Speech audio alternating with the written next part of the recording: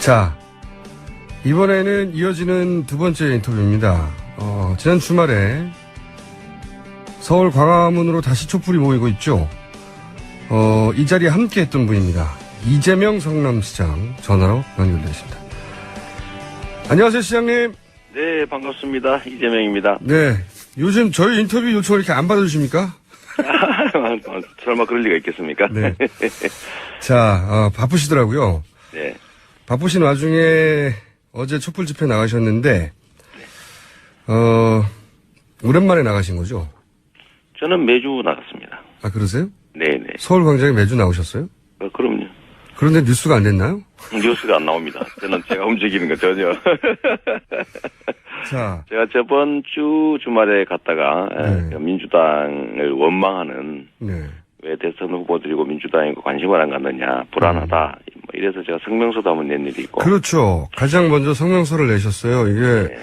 탄핵 인용을 지나치게 낙관하는 것 같은데. 네네. 그렇게 봐서는 안 된다.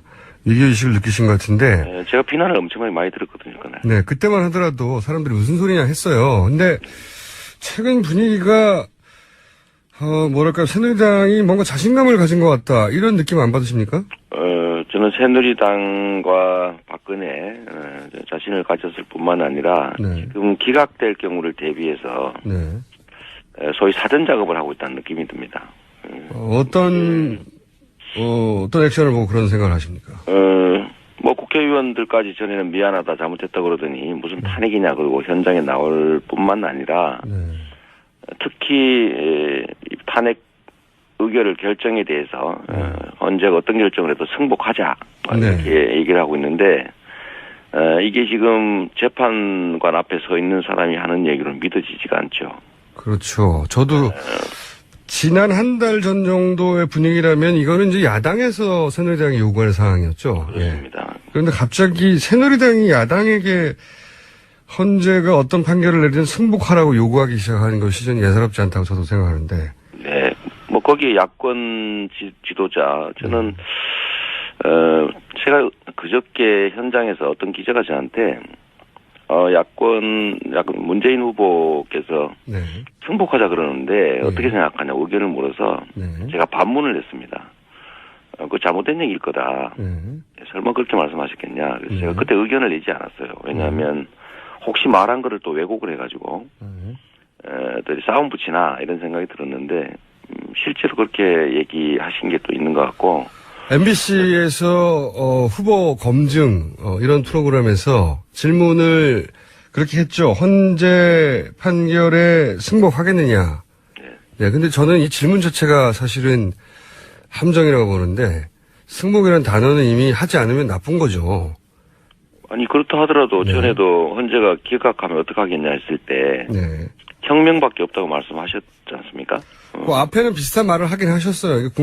정치인들이야 헌재 판결에 뭐라고 하기 힘들지만 약간 뭐 그런 데다가 네. 또 용서하겠다 이런 취지의 예를 들면 대연정이라고 하는 게 지금 현재 있는 새누리 바른당 뭐 이런 책임 세력들하고 네. 안희정 도지사의 뭐 정권도 나누겠다 뭐 이러는 데다가 또 현장에서 집회 시위 인원도 많이 늘어나고 네. 전 체계적인 반격이 준비되고 있다고 생각합니다. 거기에 우리가 너무 느슨하게 대응하고 있고 네.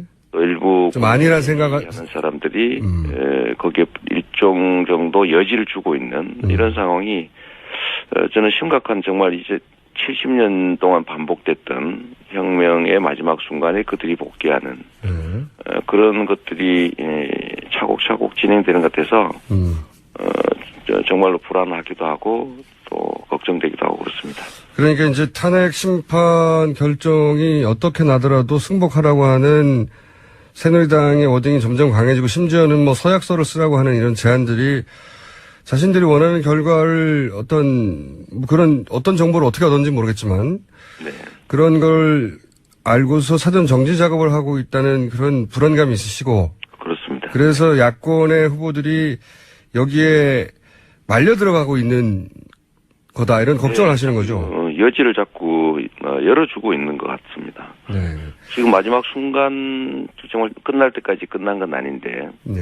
국민들이 치열하게 이 한겨울에 엄동설안에 치열하게 싸워서 성과가 나는 듯 하다가 약간 방심하는 사이에 이런 일이 벌어지고 있어서 다행히 그저께 촛불 집회에는 좀 더 많은 시민들이 좀 더 각오를 단단히 하고 많이 나오셔서 조금 나아지는 것 같긴 합니다만 여전히 불안하고 그래서 결국은 뭐 앞으로도 계속 싸워야죠. 정치인보다도 일반 국민들이 이런 건 더 빨리 느껴요, 사실. 맞습니다. 네. 정치인들은 이제 여러 가지 제약도 있고 하다 보니 원론적인 얘기를 벗어난 말을 하기 힘든데, 근데 이제 시장님은 또 그런데 또 빠르신 분 아닙니까? 아무래도 뭐 제가 촛불 민심의 대변자라고 뭐 그런 명칭을 붙여줄 만큼 가까이 있으니까 그 느낌을 좀 빨리 알죠. 다른 쪽보다는. 자, 그러면 예를 들면 이런 얘기들도 제가 무슨 2명이 기각을 하기로 했다.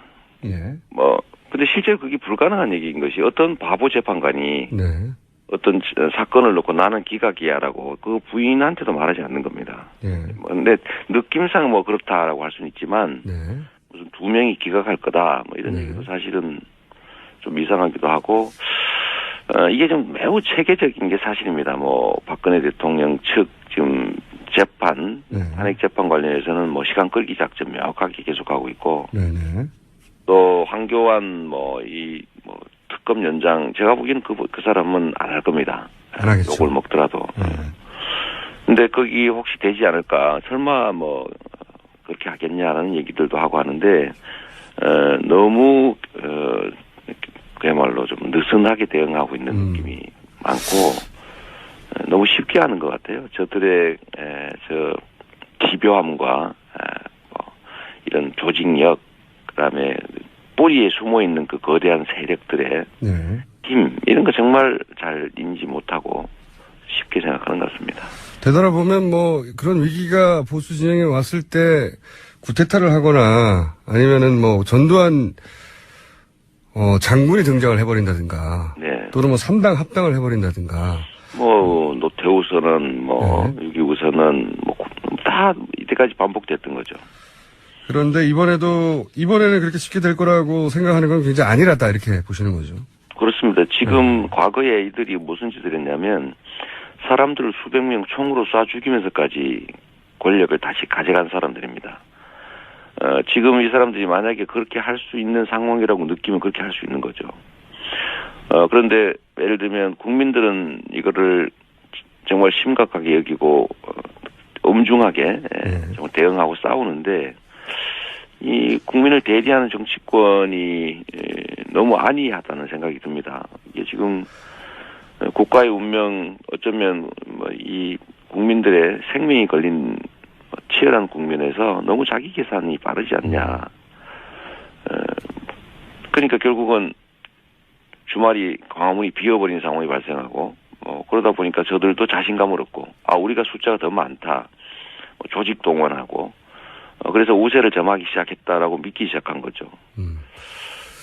좀 재고해 볼 필요가 있습니다. 알겠습니다. 뭐 상식적으로라면 헌법재판관 2명이 마음속으로 그렇게 결정한 걸 어떻게 알겠느냐 하는 게 이제 상식적인 당연한 지적인데 상식만으로 해설할 수 없는 일들이 많이 벌어졌으니까요. 그러니까 물론 기각될 수 있죠. 그래서 열심히 싸우는 거고 기각에 대비해야 되는데 무슨 뭐 너무 낭서에 가까운 그런 얘기라고 생각됩니다. 뭐 2명, 3명 추정할 수 있죠. 왜냐하면 숫자가 적어지면 가결 가능성이 점점 적어지는 건 사실이니까.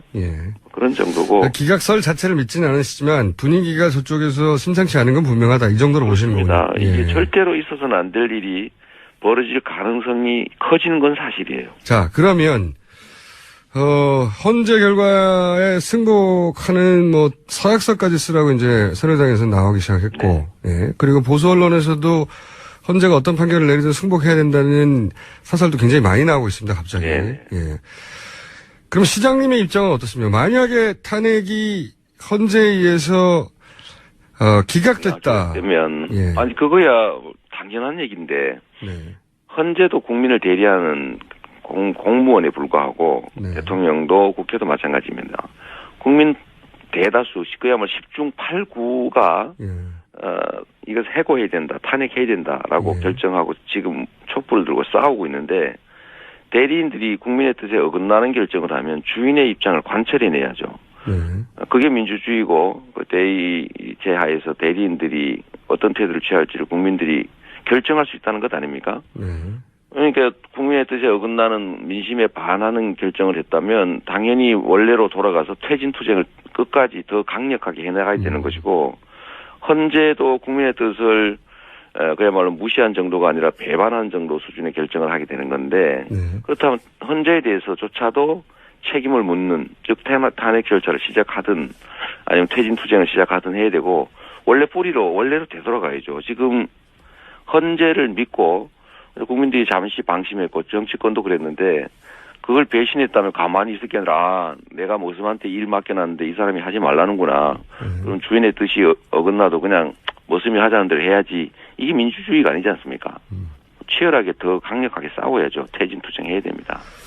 이게 뭐 헌재도 하늘에 떨어진 게 아니고 하늘에서 뚝 떨어진 게 아니고 국민의 대의기관을 하는데 그렇습니다. 국민의 뜻에 반했기 때문에 박 대통령 퇴진운동을 다시 시작하고 헌재도 탄핵 대상이 돼야 된다 이런 주장이시잖아요. 그렇습니다. 네, 근데 그게 법치주의에 어긋난다. 법이 정한 마지막 절차를 밟았는데도 원하지 않는 결과가 나오면 원하지 않는 결과가 나와도 할 수 없이 받아들여야 되는 거다. 이게 법치주의다. 그게 무슨 법치주의입니까? 그거는 민주주의를 포기하는 것이죠. 법치주의도 민주공화국의 가치, 국민이 나라의 주인이고 모든 권력은 국민으로부터 나온다. 라는 것에 어긋나면 그건 법치주의가 아니죠. 그럼 도둑놈들 예를 들면 수없이 수천 수백 명을 죽인 학살범을 법원에서 판결로 무죄하면 그냥 가만히 있습니까? 그런 건 법치주의가 아니죠.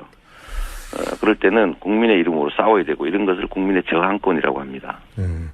그 법치주의가 더 상위의 개념에 어긋날 때는 그것도 싸울 대상이 되는 거다. 이렇게 이제. 그렇습니다. 그거를 말씀하시네요. 저항권이라고 하고 그게 모든 권력은 국민으로부터 나온다. 대한민국의 주인은 국민이다.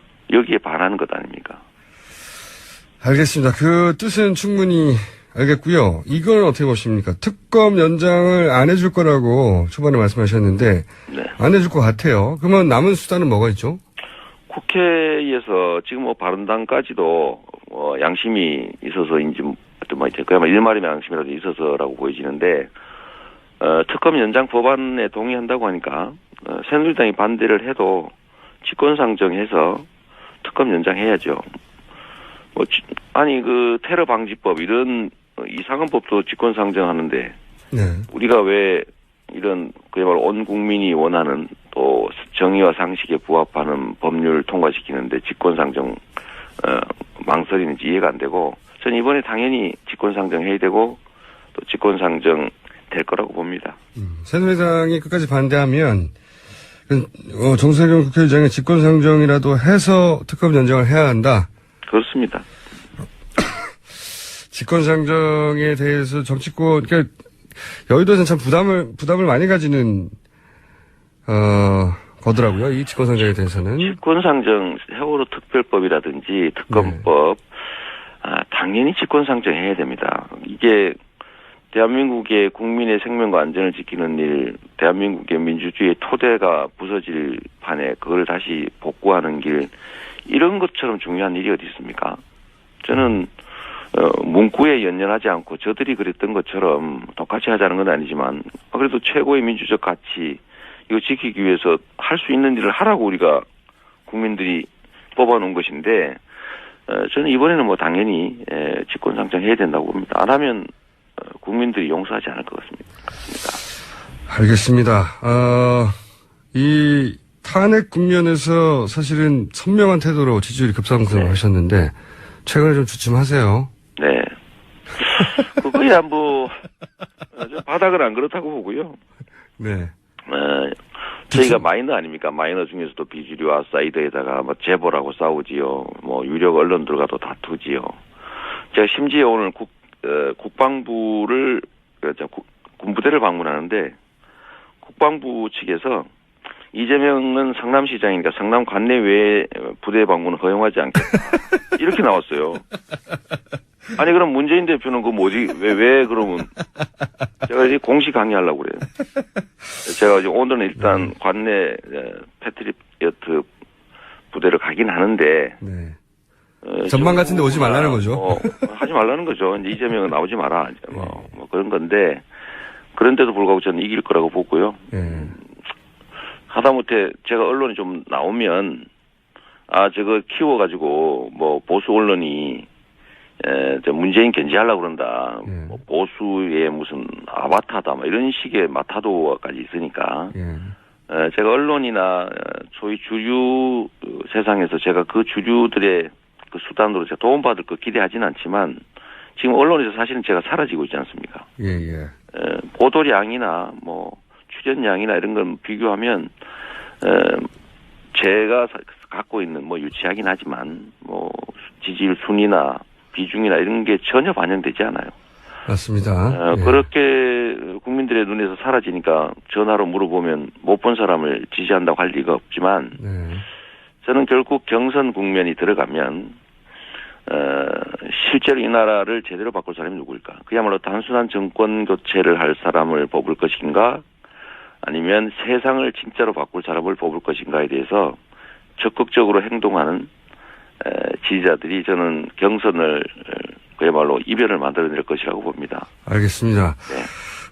일정 정도 분석에 동의하면서 또 한편으로 시장님도 잘못한 건 있지 않습니까? 지지율 하락에? 잘못이 있죠. 뭐 다 제가 부족해서 생긴 일이긴 한데, 뭐 그럼에도 불구하고 그런 요소들도 있죠. 오늘 지지율이야 뭐 급격히 올라갔다가 급격히 떨어지기도 하죠. 그럼요. 지지율은 뭐 거품 같은 거니까요. 바람처럼 왔다가 바람처럼 가는데. 하지만 시장님 본인이 잘못한 것도 있다는 걸 인정하시고요. 그럼요. 마지막 질문입니다. 네네. 마지막 질문인데, 사실 이 탄핵 국면에 대한 우려는 저도 하는 편이라 인터뷰를 앞으로도 더, 선명한 입장을 가지신 분이라 요청하겠지만, 그거 마무리하기 전에, 오늘 이제 북한이 탄도미사일을 발사했지 않습니까? 어제? 네, 어제죠, 참, 어제. 그리고 이제 사드 반대 집회를 참석하셨어요. 네. 상당히 잊혀져 가고 있는데, 이 사드에 대한 입장을 먼저 간략하게 얘기해 주십시오. 군사적 긴장을 완화할 방법. 대한민국이 분단국가고, 우리의 운명이 걸린 일인데, 지금 완전히, 주변 강대국들한테 우리의 운명을 맡기고 있습니다. 대화 단절하고, 점점 강경 일본도 정책으로 평화는 멀어지고 심각합니다. 저는 이런 남북 관계의 문제를 푸는 제1의 길은 평화체제를 구축하는 것이라고 보고 안보의 최고 목적은 안전하게 사는 것 아니겠습니까? 그래서 남북 간의 정전협정을 평화협정으로 전환하고 또 북미, 또 북일 수교 지원하고 또 상호간의 대표부 파견하고 경제 민간 교류 확대하고 신뢰 회복하고 또 이렇게 가는 것이 맞다고 봅니다. 그런데 지금 계속 적대적 관계가 이제 심화되다 보니까 결국 군비 경쟁 일어나고 또 그것이 결국 대한민국의 안전을 위협하죠. 지금 사드 관련해서는 이런 군사적 그 갈등과 그다음에 대립 이게 격화되는 주요한 매개체가 되고 있어요. 북한의 대응에 약간 위협에 대응하는 요소보다는 중국을 겨냥하는 측면이 많고 그것이 북한에게 기회를 만들어주고 한반도의 안보는 점점 나빠지고 일본과는 군사정보보호협정하고 뭐 이런 것들 때문에 우리한테는 불이익이 너무나 크고 미국한테는 이익이지만 반사적으로 북한이 얘한테 이익을 보는 이상한 상황이 됐습니다.